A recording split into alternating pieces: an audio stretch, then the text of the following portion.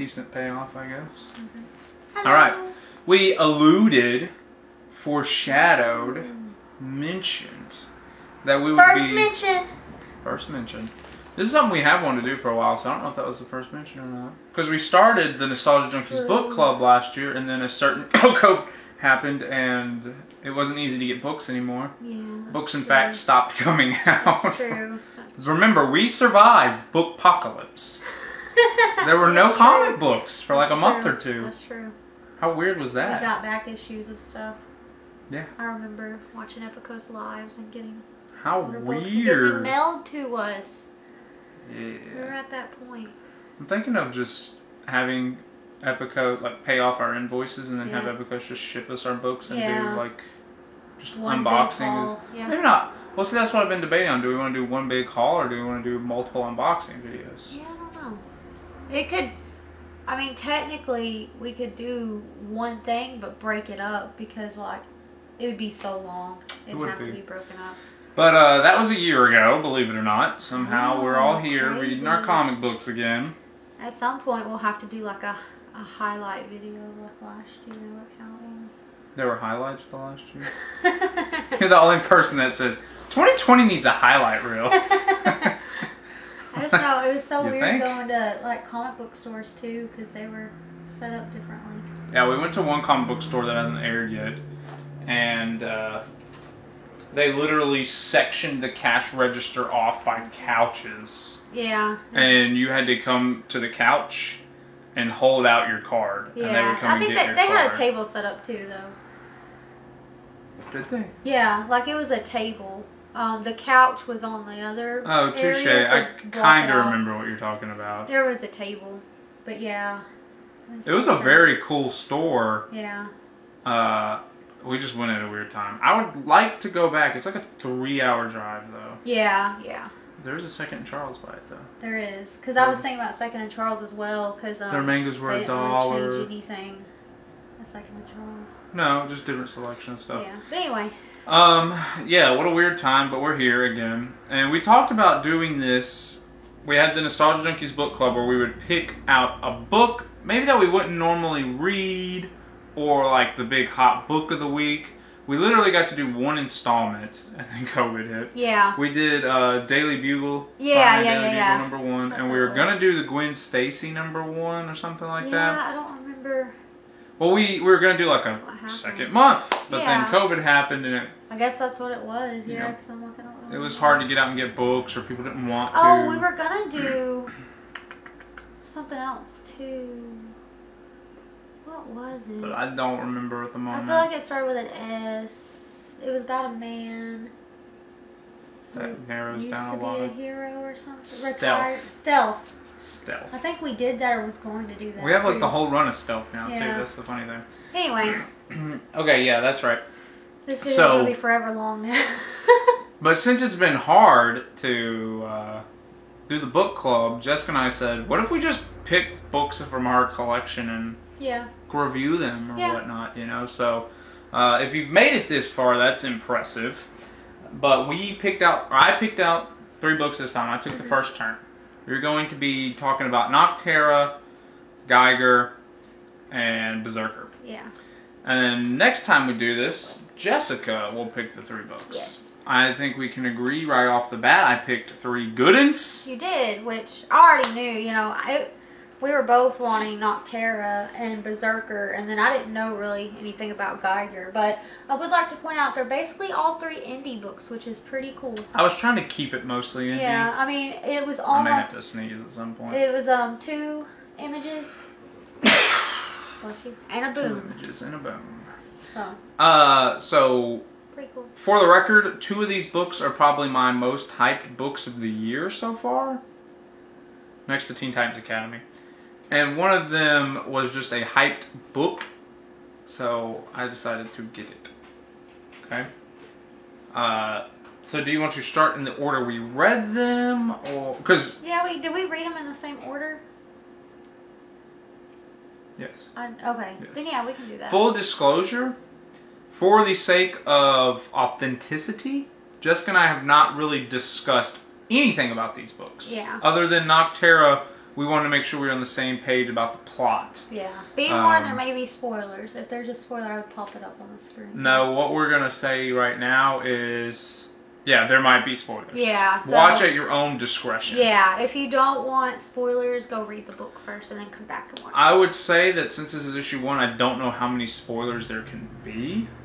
It's just setup spoilers. Yeah. Like if you didn't know how Geiger got his power, this might be a spoiler. Yeah. But we in no way know how the rest of the series is going to play out. Because even like there's no major spoiler, for example, it just says she's like a truck. Whoa! Spoilers! Now they know her occupation. But that's what it says, you know. I know, I'm messing with you. Like League of Comic Geeks, it says something about being a truck driver. Right. Like it kind of makes it seem like, no, it doesn't even say that. Whatever, that's what they are. They're ferrymen. That's a spoiler. My point is, there's no major spoilers, so you're safe. We're pretty much just going to be doing surface level stuff that you would know by reading the preview of the book. Okay. All right, so we're going to start with Geiger. That's the first book we read. Yeah. For the record, Geiger is probably my most anticipated comic of the year. Again, next to Teen Titans Academy, because I'm excited for Teen Titans Academy. So we'll start with Geiger.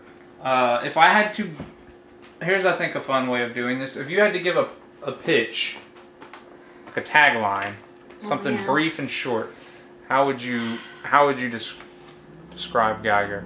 I like how you described it. With You're gonna steal my thunder. Well, I'll let you say it. Okay, I don't remember word for word what I told you, but I gave you 2 descriptions. So why don't you give blank meets blank? Yeah, so you can give that description. Fallout meets Game of Thrones. Because it is. Also, I like to describe it as Fallout, but with superpowers. Yeah, yeah. Like imagine the radiation in Fallout, instead of turning you into a ghoul, it turns you into a radioactive ghoul. Yeah, yeah. It's pretty crazy. So Geiger tells the story of a guy. Torrik, I think is his name. I don't actually remember his name. Torrik. It's like Torriq. It's kind of irrelevant after the first 7 pages. So, in this story, there is the whole nuclear winter, which people theorized was going to happen. All that bullcrap. It actually happens in this world. There's atomic bombs. Our boy Geiger here gets left out of his shelter. Yeah. We won't tell why. But his wife and kids are in there. Yeah, that is pretty prevalent to the story. His wife and kids or kids? Yeah, kids. There's 2 kids. They actually make it into the shelter. Him and his dog Molly, looking at you, make it or don't make it into the shelter. So they are outside when the atomic bomb goes off. Now, for some reason, him and Molly survive, while we don't know about his family. Was that supposed to be Molly? Dude, I'm almost certain. I thought she died. Who knows? That's true. I guess we don't really know. That is up for debate, because Molly, cover your ears, kids, gets shot. Yeah, so, I mean... But there's a chance the radiation mutated her. That's true, because in a panel, it's so sad, he's holding her, and she's like... I almost didn't know she was dead yet. Sad. Or not dead, but I didn't...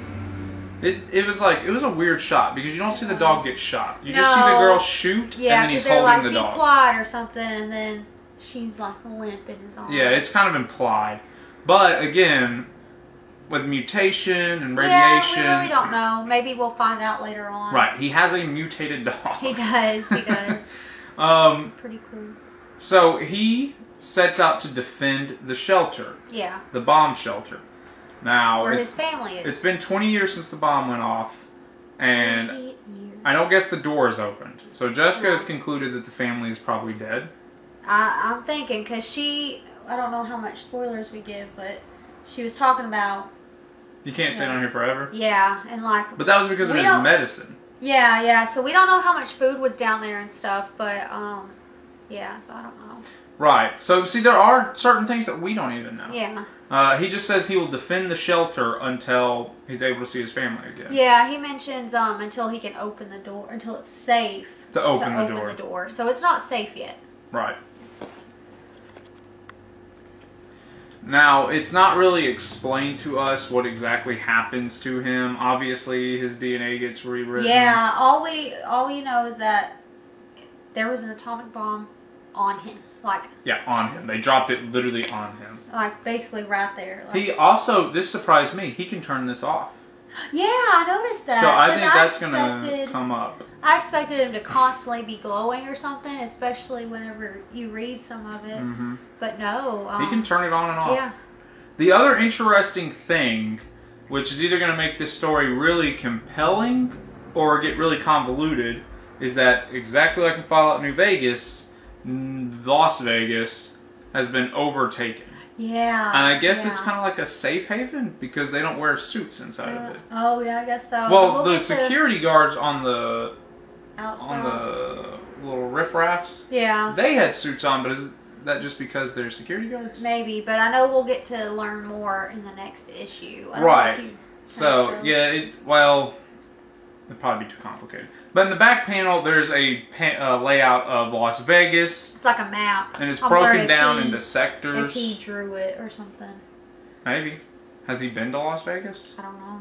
No, we don't know all that. But it's got, yeah, like the different sectors and the different people, I guess. And it's, as of right now, it's implied that it's ruled by a king. Yeah. So that leads you to believe Las Vegas is unified under this child king, Joffrey. Yeah, basically Joffrey. Joffrey is the main antagonist. His dad died. And he inherited Las Vegas, I guess. And I do think, I am wondering if it was Geiger or someone else who made that map, because they even put what happened to his dad, you know, what happened to the king. Here's something really interesting I want you to think about, okay? So 20 years has passed since the shelter, the Fallout thing. Joffrey is like, what, 10? Maybe, I don't know. 15, maybe a teenager. Yeah. You'd say he's less than 20. Yeah, he was definitely born after. And what did he ask the artist to paint on the wall? Himself. And a big I can't remember. Dragon. Oh, yeah. So how does he know about dragons? True, unless there are dragons. Unless there are dragons. There might be dragons. Unless it was just something his dad did. Yeah. Unless his dad made the painters draw dragons. We don't know, but like you said, he's less than 20 years old and knows about dragons. Fallout meets Game of Thrones, and you really see it if you've seen Game of Thrones. Dude, imagine a radioactive dragon. Skyrim meets Fallout. But there's not like knights and stuff like that, but it gives you Game of Thrones vibes when they're in Las Vegas. Yeah. I was gonna say, it kind of makes me think of the zombie dragon in Game of Thrones. Yeah. Yeah, so Geiger is, in my opinion, it lived up to the hype. Yeah. I didn't know anything about it going into it, really. I knew the bare minimum. It was really good. I knew basically Fallout meets superpowers. Yeah. And that was enough to get me. Yeah. And it kind of lived up to it. Now, again, whether it's able to sustain this kind of depends on how everything plays out. Mm-hmm. Because you know eventually he's going to have to leave the shelter. Yeah. He's going to have, like, so it does end with King Joffrey saying, let's go find the glowing man. Yeah, so him and an army are going out. So is Las Vegas coming to him, or is he going to have to go to Las Vegas? Like, I think at some point, to him, but at some point he's got to go to Las Vegas because all these characters get introduced in the little picture. So I'm just wondering, is the vault going to get opened at some point? Like either by him or by an opposing force? And is that going to, once he gets that closure, again, we're assuming his family's dead. Once he gets that closure, is he going to start wandering the wasteland? And how's he supposed to know when it's safe, when it's actually safe, you know? I guess when people start coming by and they're not wearing suits. Yeah. That would be a good guess. Because I wonder what happens when someone, did it tell us that? I can't remember. I think it did. I don't think so. No, did it not? I don't recall. Maybe it did. Oh. So. Let me look at it real quick. Okay, so before we conclude Geiger, I am going to show the map. I'll hold it for you. You can see all these characters that just kind of randomly get introduced here. He's got little notes on everybody. This isn't really too much spoilers. No, because we don't know the first thing about any of these people. They don't play a role in issue 1 at all. Except like the aforementioned. Yeah, but it's Hold on. Another thing I like about it is you get like these old school ads. My comic readers of the past. Well, I guess they still do some of these. Sometimes. But you know, it's like Spider-Man starring in a Snickers commercial and that saves the day by eating a Snickers. They were doing more of those during quarantine. Yeah, they were. This is an author in the world. Oh, I didn't realize it is. Yeah. Because he talks to the dog. He says, you want to read a junkyard book before bed. Yeah. Also at the start, when we go back to the day it's happening, it says, where does it say? It says something about an author somewhere. Sad news from Indiana now. Maury Muddy Davis, the Vietnam veteran and recluse cartoonist who created the beloved Junkyard Joe strip, has died. Cool. That's yeah, cool. He's like an actual character. So yeah, that's pretty neat. So that's Geiger. What would you rate it? I say 10 out of 10. I'm going to be very hesitant to hand out 10s, but this was pretty close. Yeah, especially for a number 1. I'm going to say 9 out of 10 just tentatively. Okay. We'll see issue 2, but I say number 1. Yeah, I'm with you. Berserker number 1. Honestly, was not too hyped for this book, though it was all the hype. Yeah, I mean, Keanu Reeves. Yeah, Keanu Reeves, basically, as I explained it to Jessica, they said, "Hey, Keanu, that John Wick comic's doing things, buddy," and he said, I can write a John Wick comic," and they said, No, buddy, we're doing that. I can do that. Keanu. Buddy, aren't you making like Cyberpunk or something, dude? Like, we got this. I can do a John Wick comic.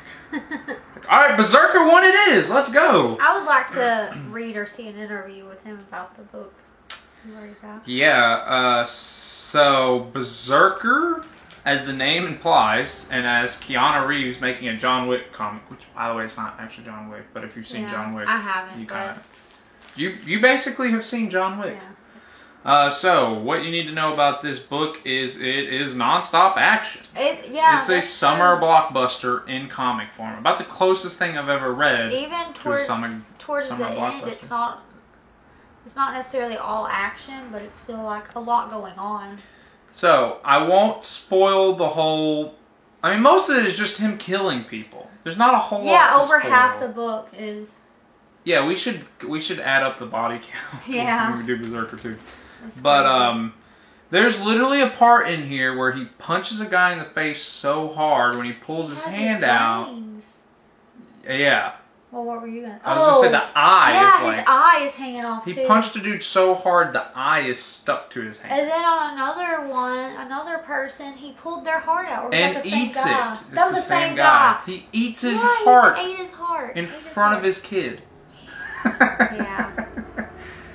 It's weird. But it's awesome. Like, John Wick shoves a pencil through a guy's eye. So, this is nothing new. Berserker just punches his brains out.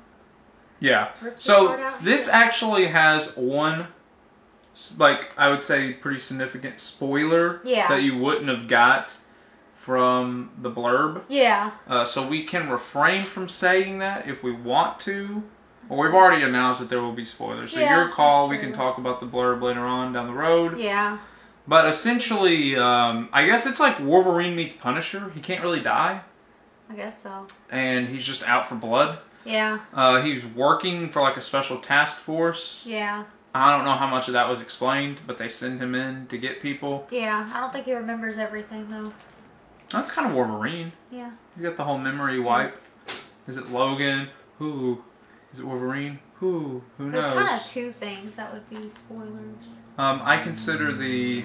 Or is it all together? Yeah. I consider that the spoiler. Okay. Because that's not from the blurb. Well, I was going to say the fact that he remembers that too. I guess that's hand in hand. So it does end in a cliffhanger. It does end in a pretty good cliffhanger. It does. Because he's getting scanned. So while he's out in battle, they're like running tests on him. Yeah, or... Something to that effect. Or I think like they were showing like the flashbacks too almost. Because she's talking to him the whole time. That's true, but she said when he looks at the boy, like something triggers in him. Yeah, because she said... And then later that day...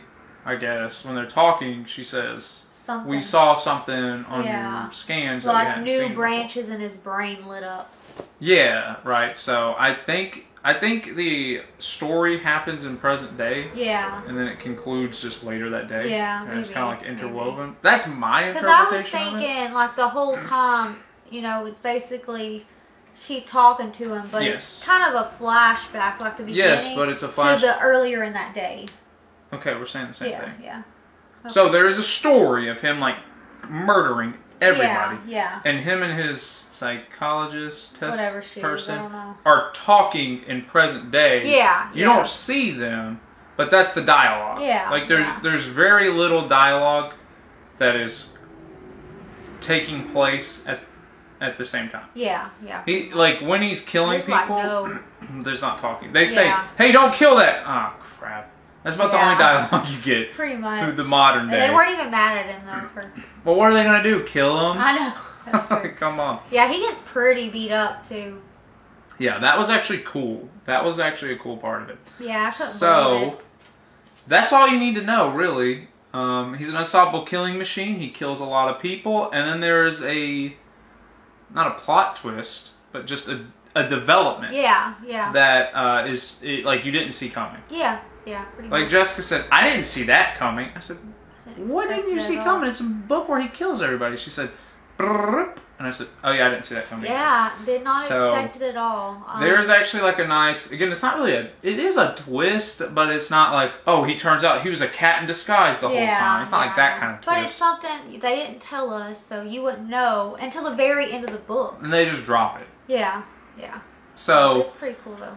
And probably the first half of the book, like there's barely any dialogue and stuff. Oh, you can get through this one quick, man. Yeah. Unless you actually are just like into gore and watching people die in horrific ways, then you will really spend some extra time with this book. But outside of that, you're gonna be like, oh, that guy's dead. All right, that guy's dead. That guy's. Oh, those guys are dead. Yep. Okay. Dead. Okay. He spared the cat. I don't know why, but cool. Okay, keep going. You know what I mean? Yeah. So, thoughts on it? I thought it was really good. I didn't know, what to expect exactly from it. I just knew Keanu Reeves wrote it, and then it's Berserker, so score? I didn't know. I was kind of worried I wouldn't like it because I didn't know, I didn't know exactly what it was going to be about. Be boring. Yeah, I mean, it's very action-packed, which I kind of expected, but at the same time, I didn't know, did he work for the army? I didn't know what it was going to be about. Yeah, like, his setup is kind of weird. So, I kind of went into it not really knowing if I was going to like it, but honestly, I really liked it. The score is... I'll give it a 10 as well. People aren't going to be able to take your word on these things if you just give everything I really liked it. I give it a 7 out of 10. I really liked it. I give it a 7. Definitely good enough to warrant getting the issue 2. For sure, just to see kind of what they're doing with it. I was reading this like, okay, I have read this story before. Dude can't die, dude kills everybody. I've seen the Bourne movies, okay? I get it, alright? But, it does take a couple of twists, and for basically a killing machine, it is, they somehow at the end kind of get you to sympathize just ever so slightly with him. Like he still has some humanity. Yeah, which I didn't expect. Yeah. So, and... it's not a complete gore fest. Like, there are slight shades of, if you'll allow me to call it, art. Yeah. Like, again, the damage he takes is pretty unique. And then them trying to, fix him and stuff. It's like Terminator, almost. In Terminator, they just get, completely destroyed and then can just grow it back. So, it was kind of like that. There were just some elements of this that really surprised me. And I don't know how big of a spoiler this is, but he wants mortality. Yeah, he wants to die, which is kind of understood when you get to the end of it. Yeah, he wants to be So I don't remember exactly what I was saying. Yes, so I will say that it is almost 95% exactly what you expect with some good enough twist to make it feel kind of unique. Yeah. And kind of artsy for a book that's literally just about beating people's skulls in. So I say give it a try. I don't think it's as good as Geiger, personally. Yeah. But it for something that seems very shallow and surface level, there is some depth here. I might move it to a 9, but it was still really good. Oh, really? Yeah. You'll move it to a 9. I guess I can't give them all 10s. You can't, or else your score is invalid. Because we already know what you're giving Noctera. Go ahead. Give us a review for Noctera. This is number 3 because our number 1 is, well, who knows. Ooh, that's spoilers for us too. Potentially not. Did you see when you read it, the last page had like a quote or whatever, like that? The back of it? Okay, so we're doing Noctera. Go ahead, give us a blurb. Well, first, what you read, is that she basically drives semi-truck or whatever. She's a ferryman. Yeah, she's a ferryman. And that's all you really know. I can't. She transports people. Yeah. That's what it says. So basically, yeah. So this is the setup it gives you. Earth is plunged into eternal darkness. They call it the PM. Yeah. Even though it's not dark at 2 p.m. I don't know where they live. It doesn't get dark here until about 9 p.m. So, pump the brakes. But, okay, so this event happens called the PM, plunges the Earth into eternal darkness. And they basically have to manufacture light because they're not getting it from the sun anymore. Also, something else that this book doesn't go into detail about is how cold it would be if there was no more sunlight. They don't really talk about that. We'll pardon them for not making the entire Earth an Antarctic wasteland because that would be really boring. So I'm willing to suspend belief and let that part exist. But yeah, that's basically what it says. Yeah, okay, so they're plunged into eternal darkness. Maybe the sun still exists. Maybe the heat waves are still getting in there, just not the light waves. I don't know. I don't have a science degree. Yeah. But yeah, so it's plunged into eternal darkness. People have to manufacture their own light through like lamps, light bulbs, other bullcrap. I guess they still have power. Yeah, they're still good on that front. There are still civilizations, but as they point out, it's mostly smaller cities that can keep themselves lit. Yeah, and your bigger cities are pretty much gone. Richer people cities and stuff. Right. So the world as we know it is completely gone. Now, if you are not lit. So the kids are really going to like this book. If you're not lit for 10 plus hours, this darkness begins to get into your gums. Yeah. Once it gets past your gums, it gets into your bloodstream. And then you pretty much turn at that point. Yeah, I think then it gets into like your organs or it says something else. Yeah, there was a third layer to it. But either way, if you like Resident Evil or Gears of War, Gears of War is more like that darkness, but not so much infection, and Resident Evil is more so that infection. Yeah. And stuff like that. I like that.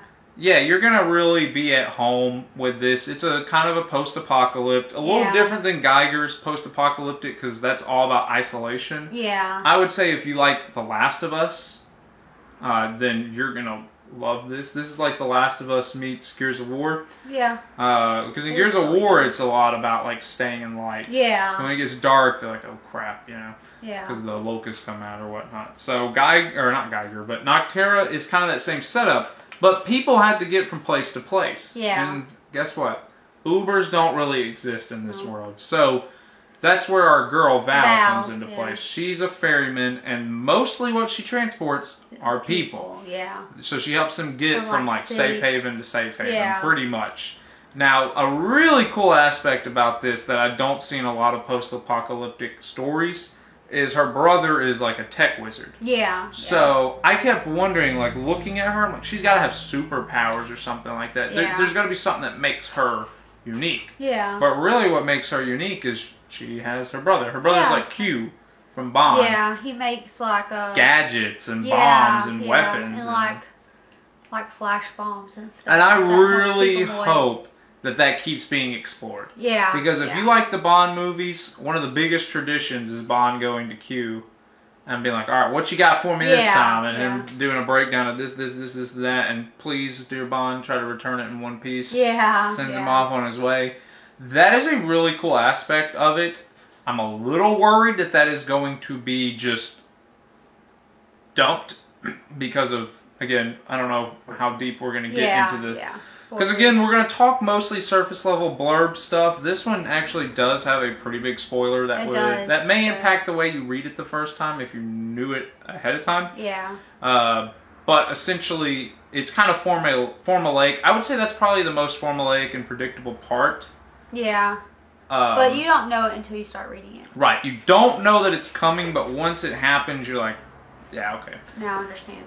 Because one of the people that she's transferring seeks out her, like, as a personal driver? Yeah. Like, hey, I don't want big crowded cargoes. I want you to transfer me. Just the two of us.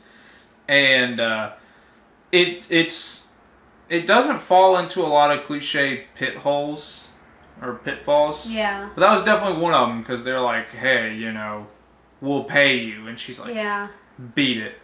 Yeah. And you're like, something is about to happen in the next scene that's going to make her... Because they're like, hey, we're staying at the Cherry Blossom if you change your mind. And you're like, something is going to happen next scene. They have a sunburn.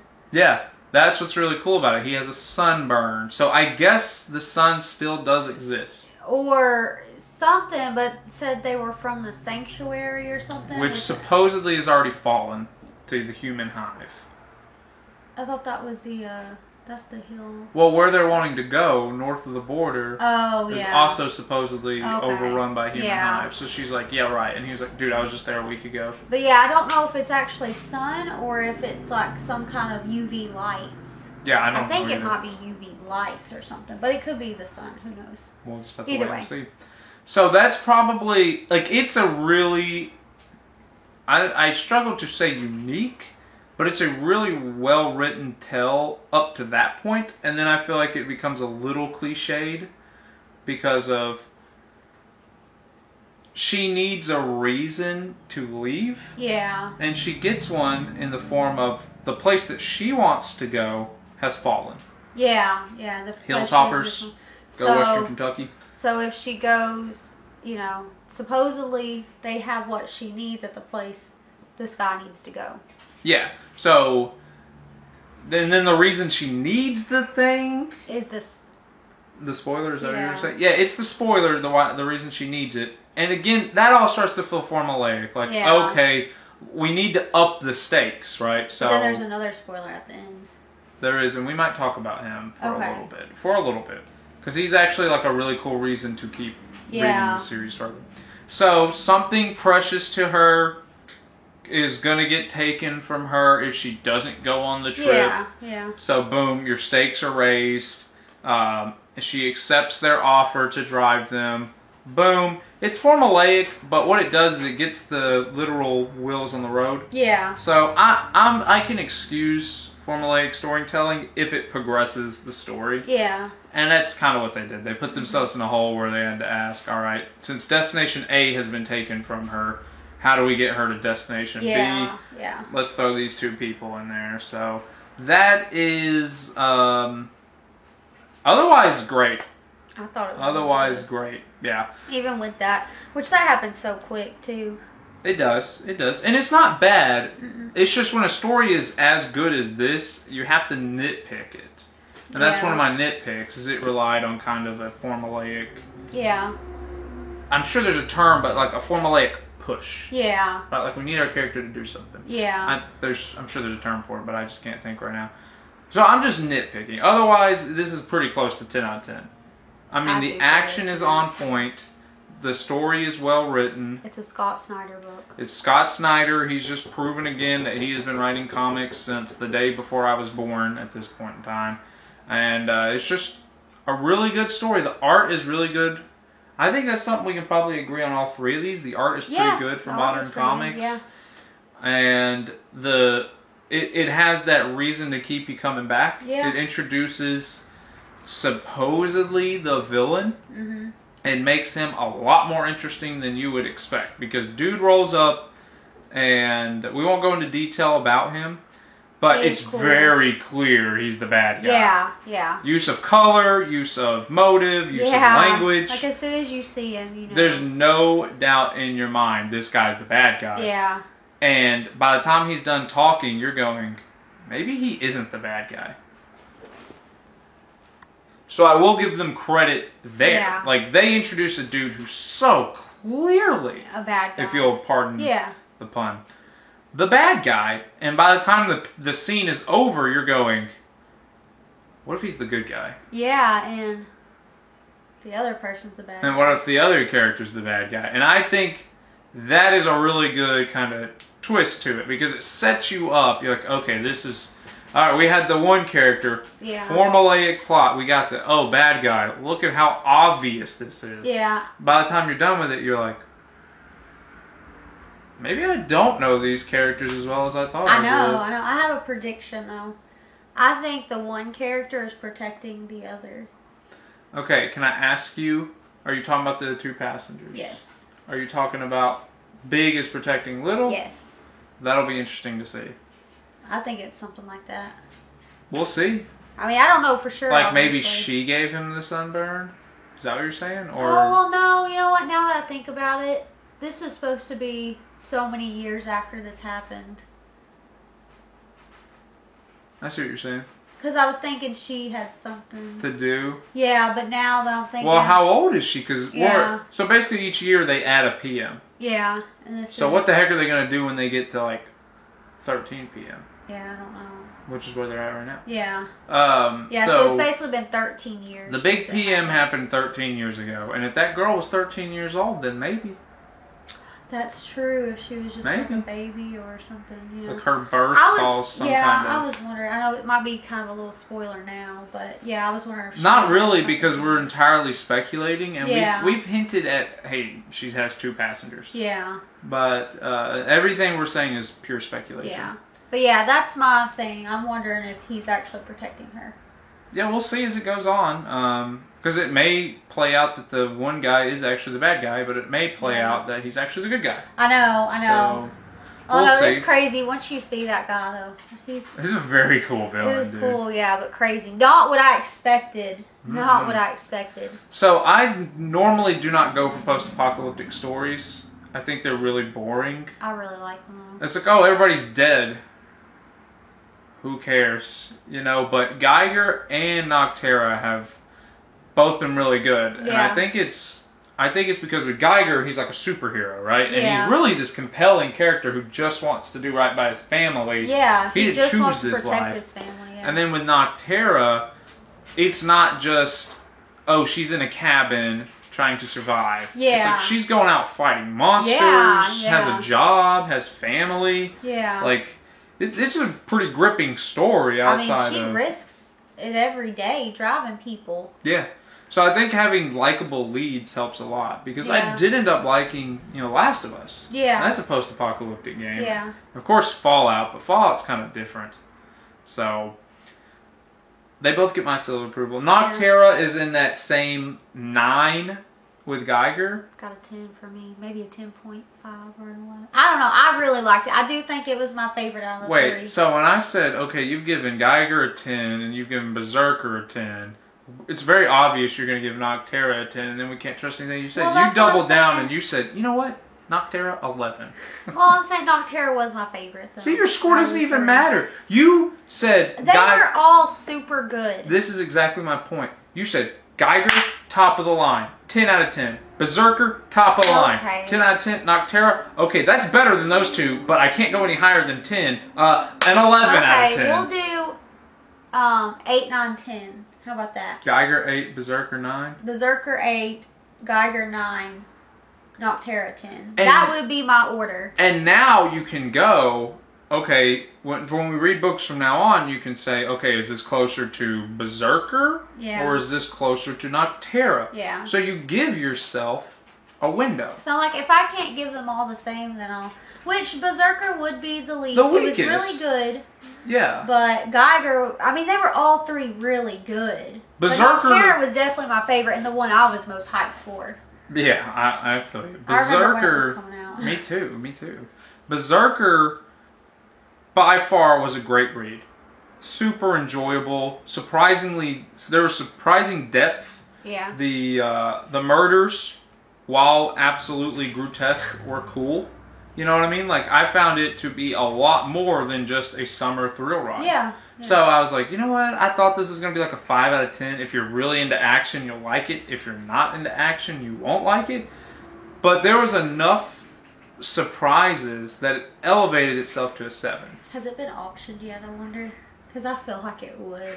I think Keanu Reeves wrote it specifically with a movie in mind. Okay. Because you got to remember who's writing it. I know, that's why I'm like, if he's the main character. I don't think it's going to get optioned. I think he's going to give it right to his production company. Yeah, I mean, look, they even drew him, basically. They drew the main character very similar to if Keanu Reeves just like ate nothing but beefcakes all day.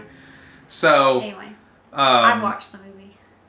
I would too, and it would be really enjoyable. I'm just saying, when you compare Berserker to something like Noctera, it becomes very obvious, oh, these aren't both 10 out of 10s. Yeah. You enjoyed it a lot. Yeah. And it was surprising. But it wasn't a 10 out of 10. Yeah, yeah. But yeah, Noctera was definitely... really good. Really good. 10 out of 10. I'm sure it helped that it was Scott Snyder. I feel like he did a really good job, though. He did. It's just with stories like these, I have to wait to see how they pan out. That's why I'm hesitantly giving them 9 out of 9s. Yeah. Or 9 out of 10s. Because depending on how they develop everything, could get it to a 10 out of 10. Or keep it at a 9 out of 10. Or potentially even drop it to an 8 out of 10. Yeah. Like if Geiger gets boring, that could hurt it. But that issue 1 was really good stuff. It was. So, I'm excited for issue 2s of everything. So that's our, and we do own issue 2 of most of these. Yeah. We just meant to get Berserker. Yeah. But we can get that Friday. So that's the first rendition of this. We don't do a lot of comic book reviews, so I guess we're kind of going to be finding our style as we go. So if you've read these 3 books, let us know how you feel about them. Give us, some recommendations or some suggestions or books you're curious about. And we'll dive into them. I feel like later on down the road, we'll do like a round 2 for these books. Yeah. Like books that are good enough where we buy the second issue. Yeah. It's like, let's do a round 2. Let's revisit these books. Yeah, see how, they hold up. See what we think of issue 2. I almost said episode 2. Yeah. Right. So hopefully this becomes kind of a mainstay on the channel. Yeah. Because it gives us, more reasons to read our books and get invested in them and talk about them, make videos about them. So all 3 get our seal of approval. You would be doing yourself a disservice if you didn't at least check them out. Yes. Because I think Berserker will surprise a lot of people. Yeah. I think they'll be like, this had a lot more depth to it than I expected it to. Yeah. And I think for that, it's certainly worth the read. Geiger and Nocterra, both are beautiful starts, and we'll see if they hold up as they go on. So again, the next installment will definitely be tackling Stray Dogs. Mm-hmm. And possibly Silk, and then I gotta think of something else. But definitely Stray Dogs. Right, so that's going to do it for us. Hope you guys enjoyed this and sat through it. I mean, let us know if you've already read those and what you thought. Yeah. And if you're going to read them. Yeah. So that's going to do it for us. We'll see you in the next one. Bye.